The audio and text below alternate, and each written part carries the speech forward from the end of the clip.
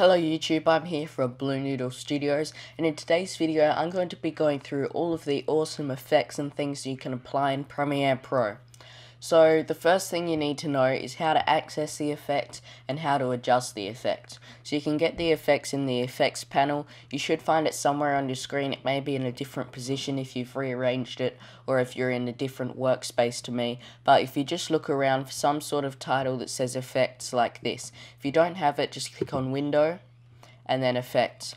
So you want to have this open, and then here you can see a bunch of options. We can come into presets, we can come into audio effects, audio transitions, video effects, and video transitions.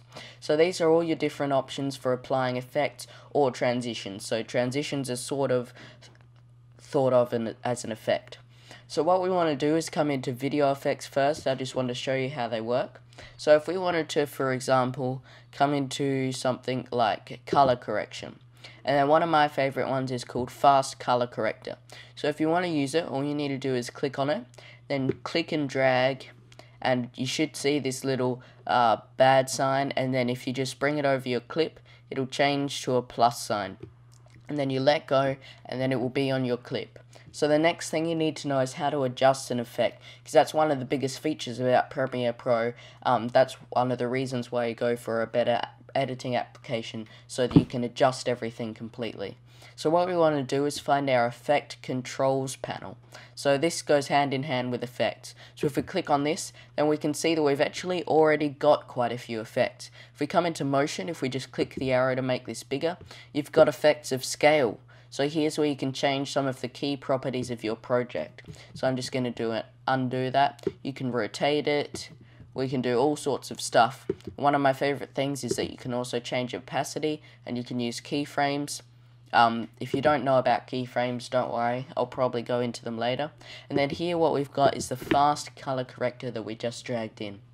So what we want to do is press the down arrow to make this bigger, and here's where we can see all our options, and you can see that we've got a ton of adjustability. So if I wanted, I can just sort of change the hue, and you can see it changing live in our little preview here. So you can see the changes as you're making them. If I wanted to, I could try to change these black levels. If I just drag this out, maybe put up the white levels, try to get a bit more contrast. And then if you want to see whether you like your effect or not, and you're trying to decide between turning it off or not, what you can do is, instead of deleting it, you can just press this effects button and it will hide it. So this is without and this is with. I think it actually looks a bit cooler with it. So I'm going to leave that on and just press this. And then it doesn't matter if I go out of my clip or whatever, as long as I go back, it's automatically saved and my changes will still be there. So that's all the basics really. That's all the basics you need to know for creating effects. But there's still a few other handy things you can know.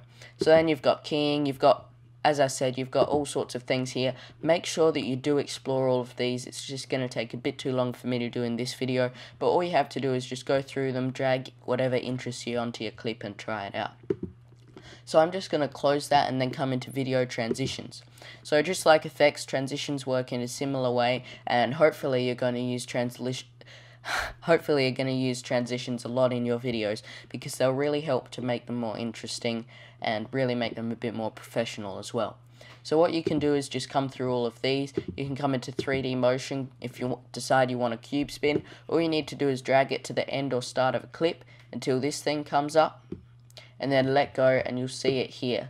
So then if you watch it back, we can see a sort of 3D cube spin effect, which looks really cool. So then we can also get options for our transition. If we click on it, we can get a bunch of options up here. We can choose to reverse it. We can change when it starts and ends. And we can also just click and drag just like a normal clip to make our transition shorter or longer. So that's how you do transitions as well. You've also got dissolve, one of my favorite ones, cross dissolve and dip to black. And so that's all about video transitions. Then you also want to look at audio effects and transitions. Now these are pretty similar to video effects and transitions, they work the same way, but of course you've just got to drag them onto your audio track.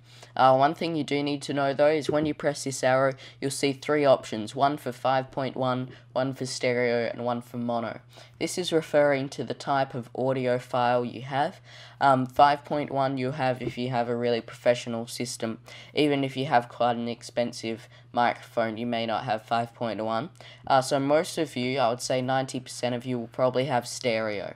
So stereo is what you'll find in most modern microphones. Anything on an iMac or something like that is likely stereo. And then here you've got mono, which is a bit of an older audio format. So most of you will have stereo, then you can click this and then see all your options here. And it's just the same with audio transitions, except you don't need to choose your file type. So then one last thing I wanted to show you is how to search for effects. So if you know that you want to do a chroma key, if you don't know what that is, it's just for green screening, which is a technique in video. It's a bit complicated though, but if you know it, then all you need to do is search for chroma key. Hang on, no, what have we got? So if you can't find it in search, or maybe I'll just try a dip to, and then we see dip to black. So it automatically comes up with suggestions for what you're typing as you type it, and you can super easily just drag this onto your clip. And so that's really all you need to know about effect controls. You've also got these presets here with a bunch of different awesome options that you can just drag back onto your clip. So thanks very much for watching this video. I hope you enjoyed it. Make sure you check out my photography blog, freshphotographyblog.net. Thanks very much for watching. See ya.